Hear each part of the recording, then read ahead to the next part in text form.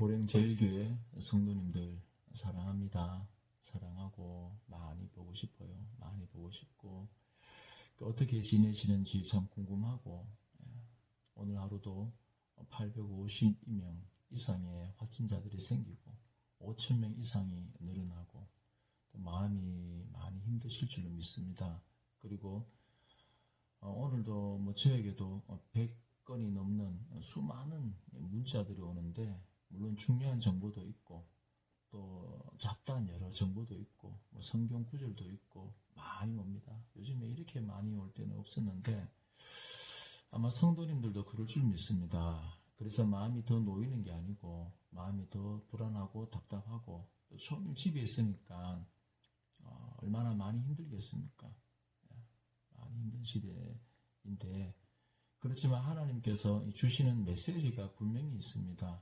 하나님 주시는 그 말씀, 성도는 이 땅 가운데 말씀으로 삽니다. 말씀으로 살기 때문에 지금 이러한 때도 분명히 하나님은 그의 백성들에게 말씀을 주십니다. 그래서 그 말씀을 매일매일 묵상하고 말씀 붙들고 기도하고 그렇게 이 어려운 시기를 잘 이겨내는 우리 믿음의 용사들 되어지기를 소망합니다.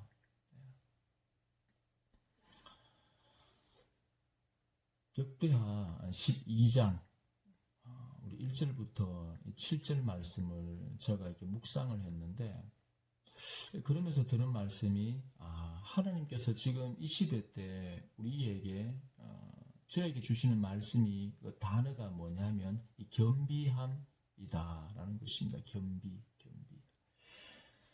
역대하 12장에 보면 그 르호보암의 이야기가 나옵니다. 솔로몬의 아들 르호보암. 그가 흩어진 북쪽에 있었던 제사장들과 레위인들이 남쪽 유다로 다 모입니다. 그래서 제사장들과 그 레위인들과 힘을 합쳐서 참 지혜롭게 통치를 잘합니다.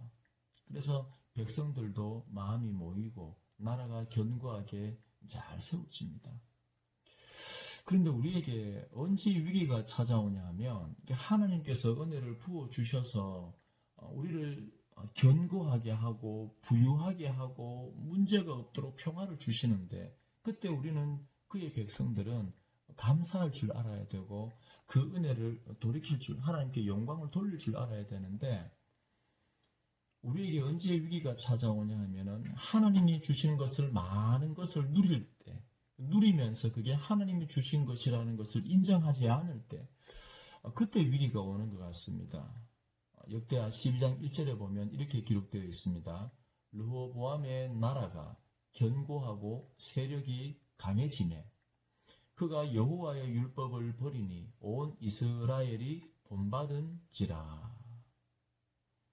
그 분열된 그 민족이 제사장과 레위인과 힘을 합쳐서 하나님의 은혜를 부어주어서 세력이 강해지고 견고하게 되어졌는데 그럼 더 하나님의 말씀을 붙잡아야 되는데 그게 아니라 교만해져 버린 겁니다. 그래서 여호와의 율법을 잊어버렸다. 그런데 하나님께로 안 돌아오는 거예요. 그때 하나님께서 애굽 왕 시삭을 동원합니다. 그래서 유다의 성읍들을 차례대로 하나하나 점령해가는 겁니다. 그러면은 두려운 마음을 느끼고 내가 잘못했구나. 회개하고 돌이켜야겠구나. 이렇게 생각해야 되는데 계속 강박하게 된 겁니다. 그리고 마지막에 이 애굽 왕 시삭이 예루살렘 그 성 앞에까지 도달한 겁니다. 그때도 마음이 강박한 거예요. 하나님은 은혜를 주고 싶은데 하나님은 관계를 회복하고 싶은데 그 강박한 그 마음이 돌이키지 못하는 겁니다. 그래서 하나님께서 스마야 선지자를 그 땅에 보냅니다.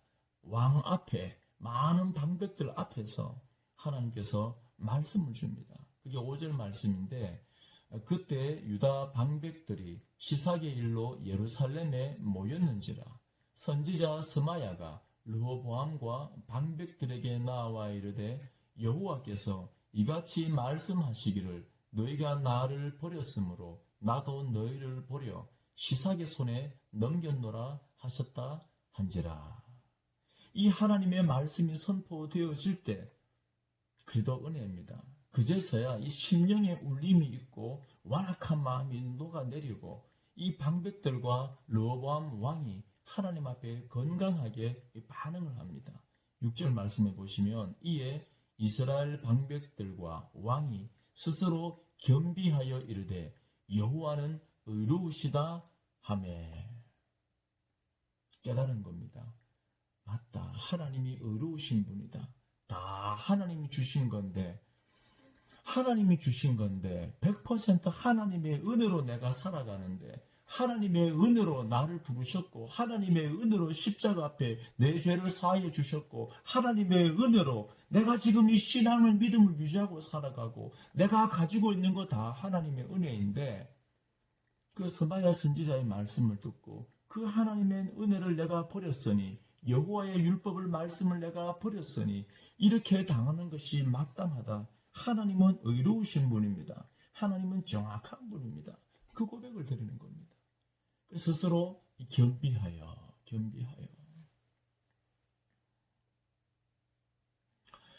그때 하나님께서 은혜를 주십니다. 7절에 보시면 여호와께서 그들이 스스로 겸비함을 보신지라.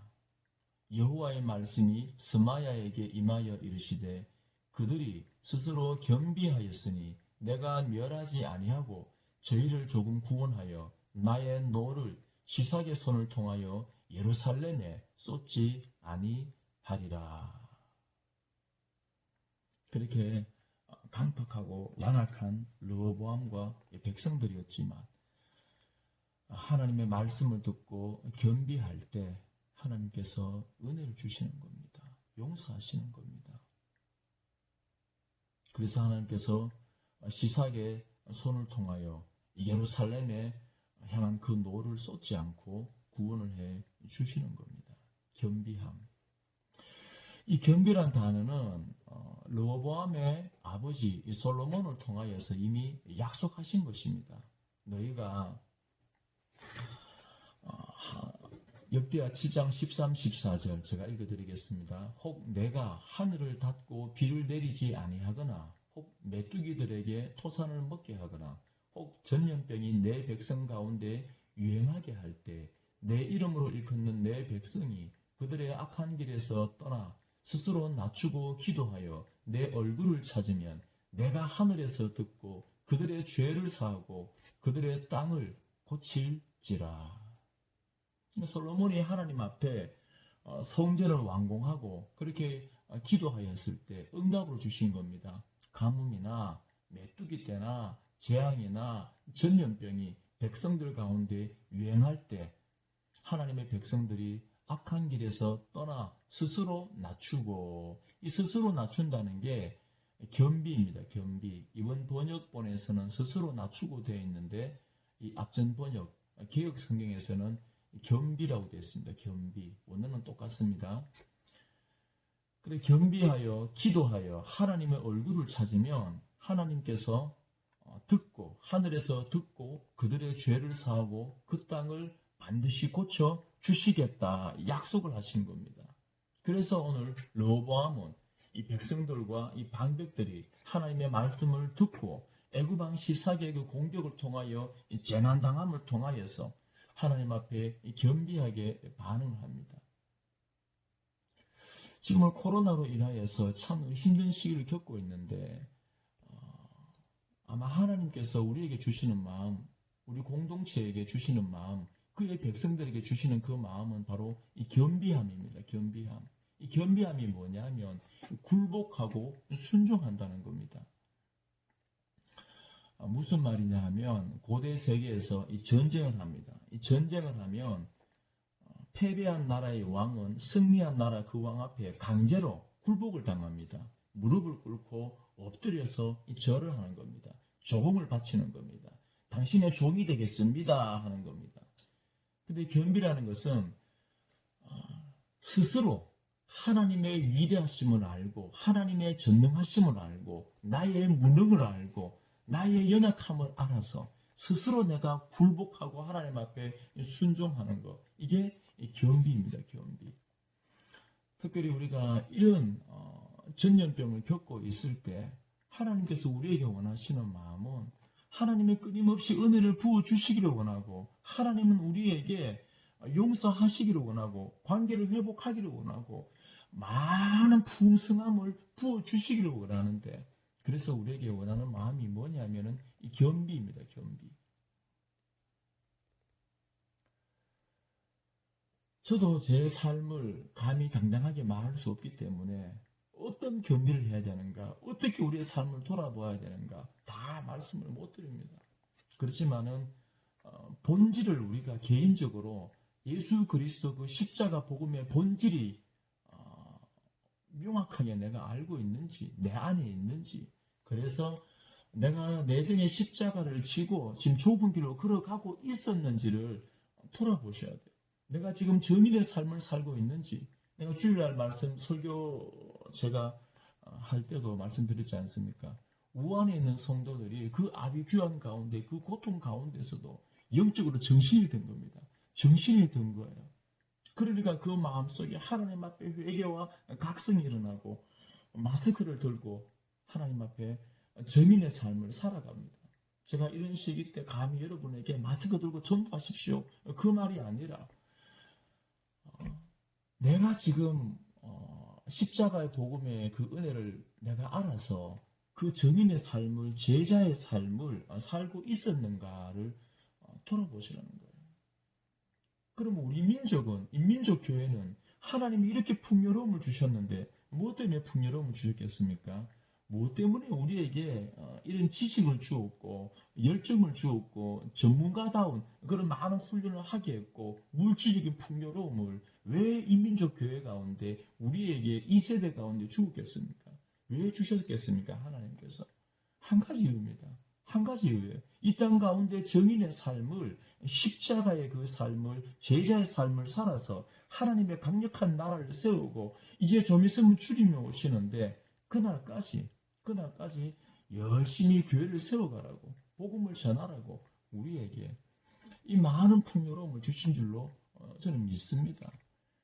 그 삶을 살았는지 우리가 고민해보고 겸비하고 스스로 하나님 앞에 굴복하고 굴종하여서 나의 무능함을 100% 인정하고 하나님의 은혜가 없이는 저는 죽습니다 하는 그 신앙 고백을 드리면서 십자가 꼭 부여잡고 자꾸 본질로 돌아갔으면 좋겠습니다. 그래야 할 때 하나님께서는 하늘에서 우리의 기도를 들으시고 그 얼굴을 우리에게 비추어서 그 자비함을, 그 복을 우리에게 주실 줄로 믿습니다. 그래야 할 때 이 역병이 사라지고 하나님의 강력한 말씀이, 복음이, 능력이 우리 가운데 임하게 될 줄로 믿습니다. 출애굽기 34장 6절 말씀 우리 읽고 마치겠습니다. 여호와께서 그의 앞으로 지나시며 선포하시되 여호와라 여호와라 자비롭고 은혜롭고 노하기를 더디하고 인자와 진실이 많은 하나님이라. 아멘. 그분은 자비롭고 은혜롭고 노하기를 더디하고 인자와 진실이 많은 분입니다. 그 사랑, 나를 향한 그 풍성한 사랑을 갖고 계시는 그 하나님 바라보면서 우리 오늘 하루도 행복하게 살아가는 우리 믿음의 용사들 다 되기를 소망합니다. 사랑합니다.